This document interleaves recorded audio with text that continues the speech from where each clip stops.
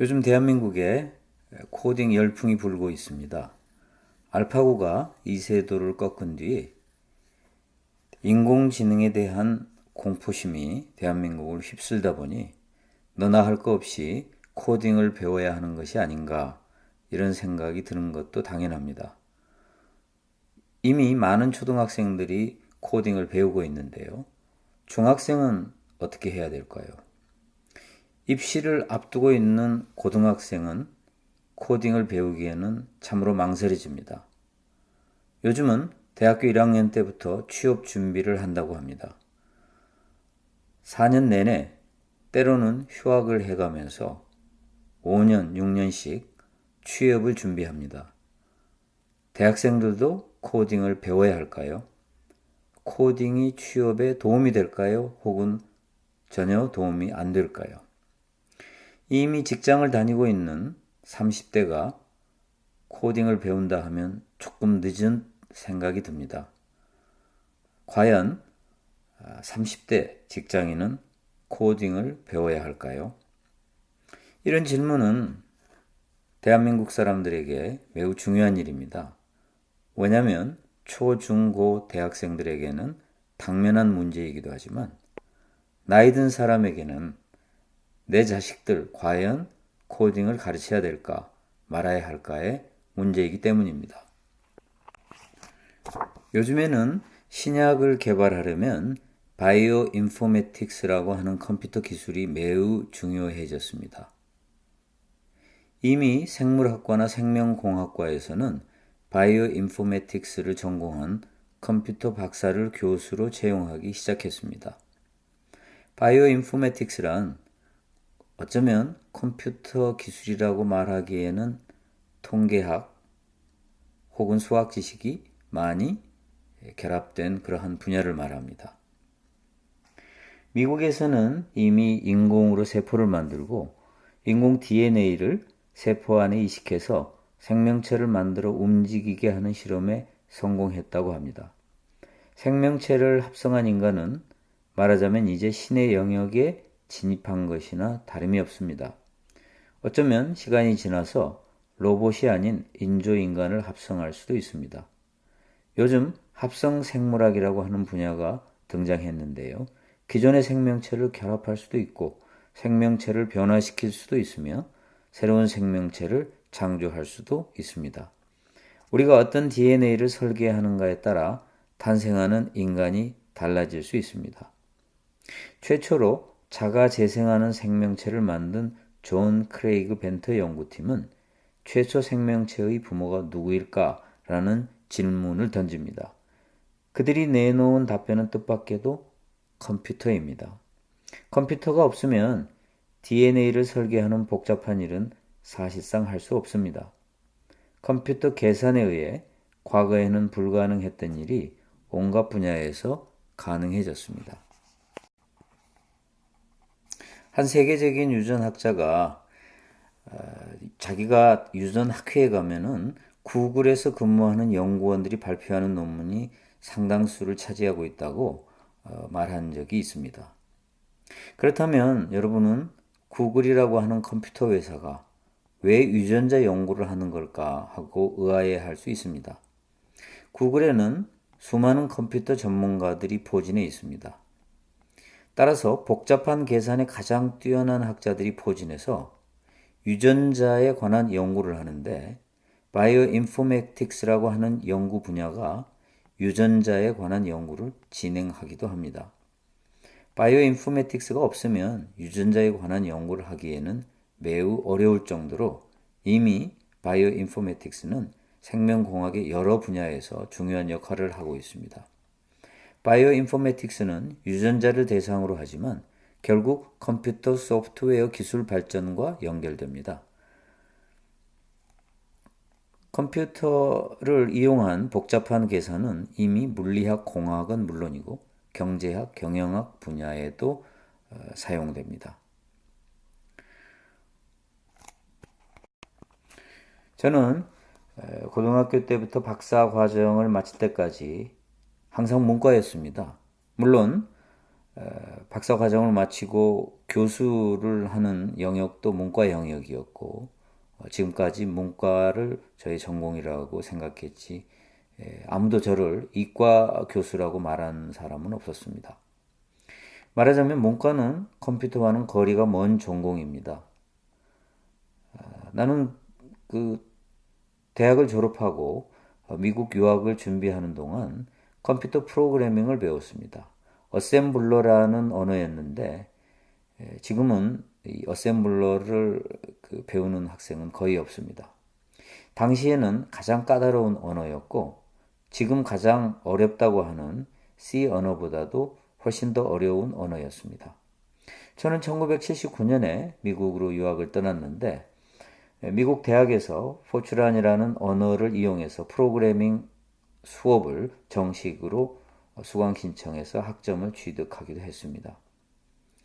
사실 옆에서는 컴퓨터 프로그래밍을 웬 문과 학생이 하느냐고 이야기를 했고 그거 언제 써먹을 때가 있겠느냐 물론 배우면 좋겠지만 이제 이런 말을 많이 했습니다.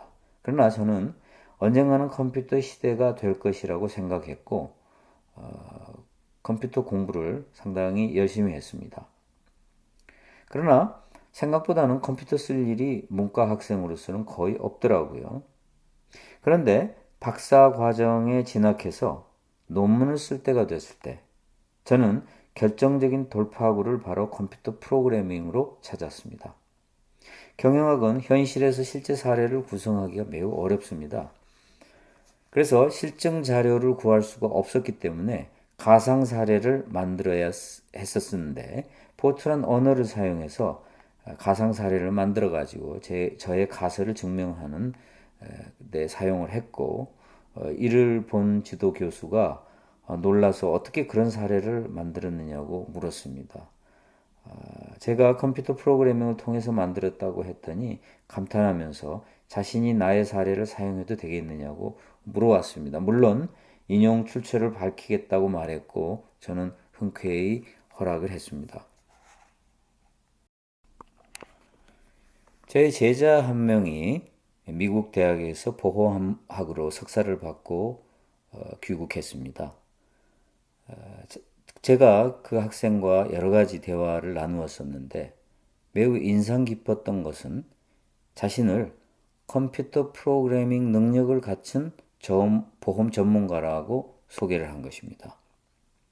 과거와는 달리 이제 보험 전문가는 실제로 컴퓨터 프로그래밍 능력을 가져야만 한다는 것입니다.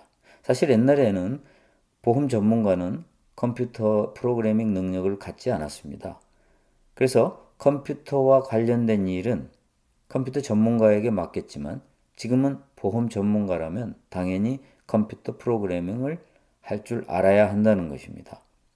직접 프로그래밍을 하는 보험 전문가는 일일이 컴퓨터 전문가의 손을 빌려야 하는 보험 전문가와는 업무 역량 면에서 차원이 다르다는 것입니다. 그래서 컴퓨터 프로그래밍을 할 줄 아는 보험 전문가, 매우 경쟁력이 있는 보험 전문가라고 볼 수 있습니다. 이것은 컴퓨터 프로그래밍 영역에만 국한되지는 않습니다. 어떤 영역이든지 그 영역에서 컴퓨터 프로그래밍을 할 줄 아는 사람과 할 줄 모르는 사람은 상당한 차이가 나는 것입니다. 오늘날 모든 분야에서 컴퓨터는 필수 불가결한 도구가 되었습니다. 예를 들면 아까 말씀드린 보험 영역뿐만이 아니고 경영학 분야에서도 또 물리학 분야에서도 그리고 공학 분야에서도 컴퓨터는 매우 필요한 기본 방법론입니다. 제가 아는 어떤 로봇 전문가는 아예 자신이 학교에서 컴퓨터 과목을 여러 과목 수강했다고 그렇게 이야기를 했습니다. 물론 로봇은 컴퓨터에 의해서 요즘은 다 움직이고 컴퓨터에 의해서 행동을 합니다. 상황이 이렇다 보니까 전 세계적으로 컴퓨터 프로그래밍을 배우는 코딩 열풍이 불고 있고 한국도 알파고 충격으로 코딩에 매우 관심이 많습니다. 그래서 요즘은 초등학생들이 영어를 배우듯이 코딩을 배워야 한다 그런 주장도 나옵니다.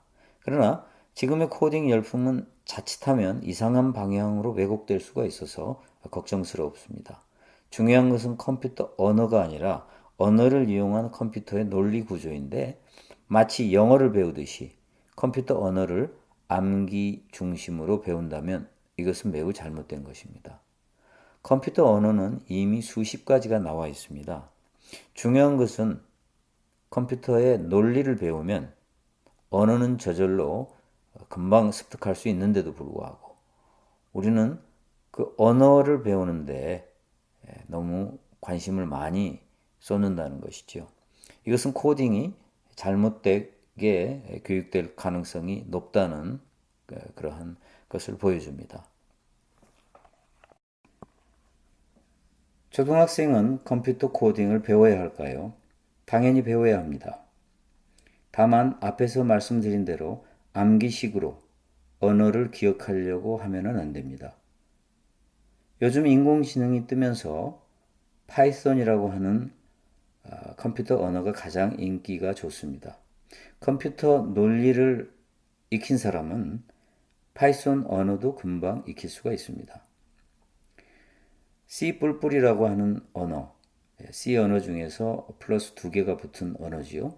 여전히 왕자의 자리를 차지하고 있다고 말할 정도로 매우 중요한 언어입니다. 그렇지만 자바도 많이 쓰고 있는 언어입니다.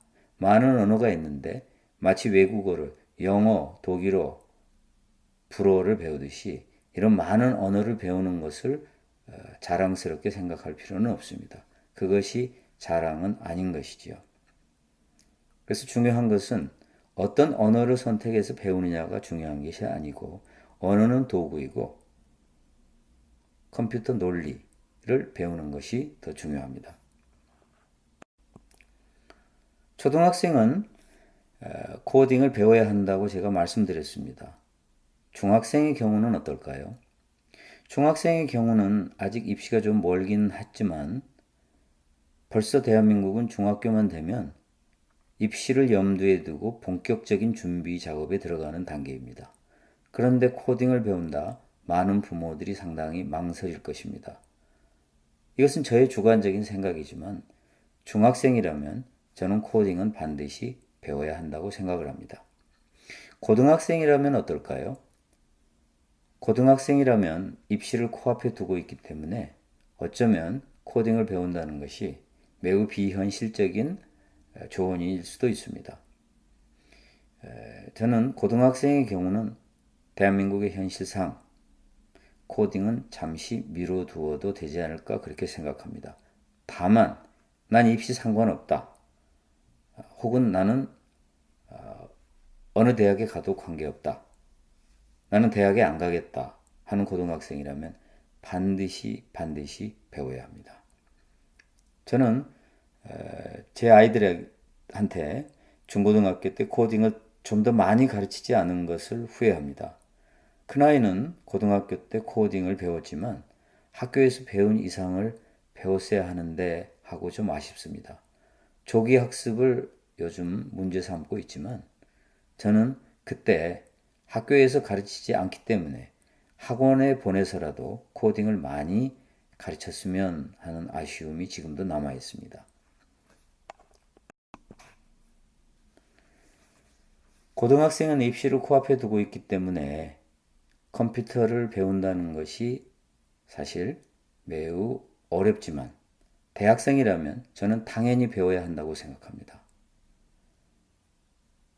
어느 그 대학은 지방대학인데 그 지역에 공기업이 일찌감치 서울에서 내려와 있었습니다.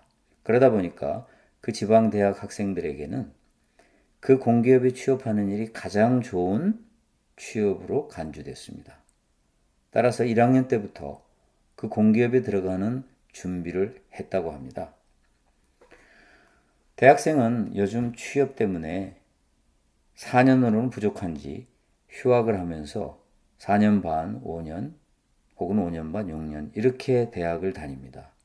오직 취업에 목을 매는데 이 취업에 목을 매는 대학생들이 과연 코딩을 배워야 할까요? 저는 고등학생이 입시를 앞두고 코딩을 배우는 것은 쉽지 않을 거다. 내 아이라고 해도 쉽게 가르치지 못할 거다라고 생각을 합니다만, 그러나 대학생이라면 저는 당연히 코딩을 배워야 한다고 생각합니다.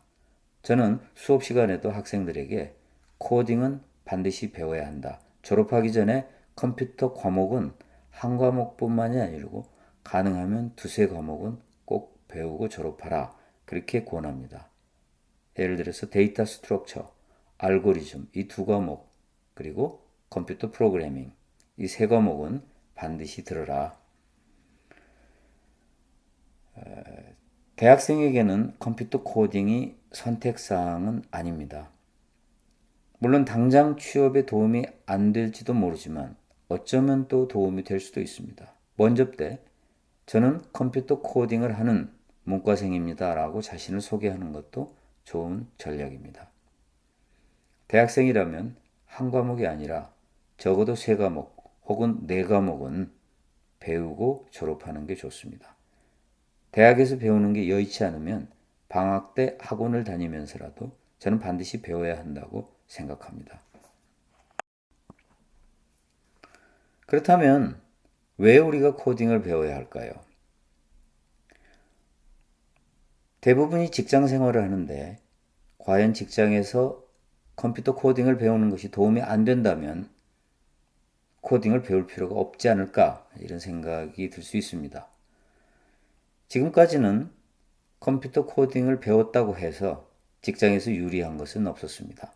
그러나 앞으로는 컴퓨터 코딩을 아는 사람과 컴퓨터 코딩을 모르는 사람은 점점 차이가 날 것입니다. 특히 지금 젊은 직장인들의 경우는 저는 컴퓨터 코딩을 배우는 게 매우 필요하다고 생각합니다. 이미 대학을 졸업했고 대학 때 컴퓨터 코딩을 배우지 않았다면 직장인의 경우 저 같으면 배웁니다. 그러나 대한민국 직장의 현실이 저녁에 컴퓨터 코딩을 배운다는 것, 주말에 혹은 컴퓨터 코딩을 배운다는 것이 쉽지 않습니다. 너무나 업무가 많기 때문입니다. 그러나 지금 주 52시간 근무가 대한민국에도 시작되었습니다. 쉽게 정착되지는 않으리라고 봅니다만 만약 이것이 어느 때 정착이 된다면 아마 1, 2년 내에 정착이 되지 않을까 혹은 2, 3년이 걸릴 수도 있습니다만 정착이 된다면 직장인은 상당한 자기 시간을 확보하게 됩니다. 저는 평생 주말을 쓰라는 것은 아니고 평생 야간을 버리라는 것은 아닙니다. 잠시 컴퓨터 코딩을 배우면 어떨까? 야간에 혹은 주말에.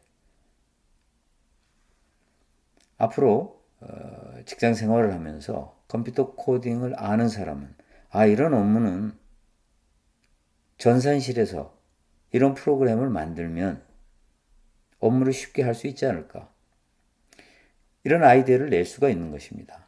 아까 보험 전문가가 컴퓨터 프로그램을 할 줄 알 때 훨씬 경쟁력이 있듯이 예를 들면 어떤 직장에서 고객을 상대하는 직원이 고객 관리를 위해서 컴퓨터를 어떻게 사용하는 것이 더 좋은가 하는 아이디어를 낼 수도 있는 것입니다.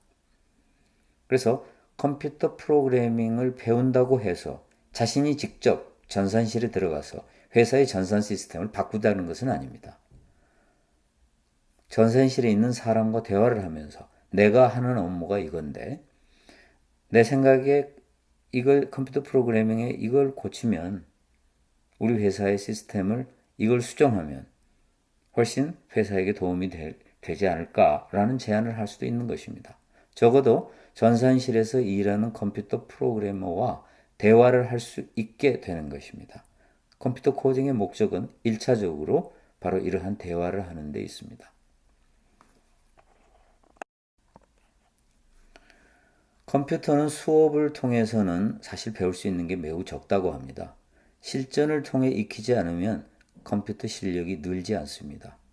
컴퓨터 학과 4년제를 졸업하고도 바로 학원에 다니는 것은 실전 실력이 없기 때문입니다.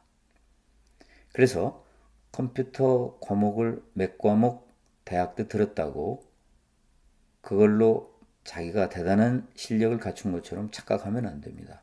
문제를 실제로 풀어보고 나중에 직장 생활을 할 때 자신이 하는 업무를 어떻게 하면 컴퓨터 프로그래밍으로 업무를 더 잘할 수 있을까라고 연구하고 서툴지만 자기가 해보고 전산실의 직원하고 대화해보고 컴퓨터 전문가의 도움을 받고 그렇게 하는 것이 코딩의 완성이지 학원을 끝나고 나는 코딩을 다 배웠어 이렇게 생각하면 안 됩니다. 그것은 시작입니다. 실제 사례를 가지고 이렇게도 해보고 저렇게도 해보고 그렇게 하지 않으면 코딩은 절대 늘지 않습니다. 코딩은 컴퓨터 언어를 사용하여 컴퓨터 프로그래밍을 배우는 과정입니다. 컴퓨터 언어는 아까 말씀드렸듯이 이미 수십 개가 있고 자꾸 좋은 언어가 새롭게 개발되기 때문에 언어 습득에 초점을 맞춰서는 안 되고 컴퓨터의 논리를 배우는데 초점을 맞춰야 합니다. 심지어는 프로그래밍을 하는 인공지능도 현재 개발되고 있기에 이제는 프로그래머들이 인공지능의 발달에 따라 제일 먼저 직장을 잃을지도 모른다라는 예측도 나오고 있습니다. 이제 컴퓨터 코딩의 핵심은 컴퓨터적 사고, 즉 컴퓨터 계산적 사고를 하는 데 있습니다. 컴퓨터 계산적 사고는 영어로 computational thinking 이렇게 이야기합니다. 컴퓨터적으로 사고를 해야 자신의 업무, 연구, 창작에 컴퓨터를 사용해서 문제를 해결할 수 있습니다. 한마디로 컴퓨터를 활용할 수 있는 사고 구조를 익혀야 되는 것입니다. 예를 들어 컴퓨터적 사고를 하는 사람은 어떻게 자신의 업무를 재구성해야 컴퓨터 프로그래밍으로 문제를 해결할 수 있다는 것을 압니다. 컴퓨터적 사고, 컴퓨터 계산적 사고를 하는 사람은 어떤 데이터를 모아서 어떻게 조합하고 어떻게 요리를 해야 문제를 해결할 수 있다는 것을 아는 것입니다. 이제 새로운 사고력의 시대가 열렸습니다. 코딩을 통해서 컴퓨터적 사고, 즉 컴퓨터 계산적 사고, computational thinking 능력을 얻어야 합니다. 이상으로 제 4강을 마치겠습니다. 4강은 제가 수호 서재에서 펴낸 예측 불가능한 시대에 행복하게 사는 법, 4차 산업혁명 시대를 위한 생존 전략 일부 중에서 네 번째 주제인 코딩 열풍 어디까지 따라가야 할까의 내용을 설명하였습니다. 감사합니다. 저는 고려대학교 윤성식 교수입니다. 다음 시간에 또 뵙겠습니다.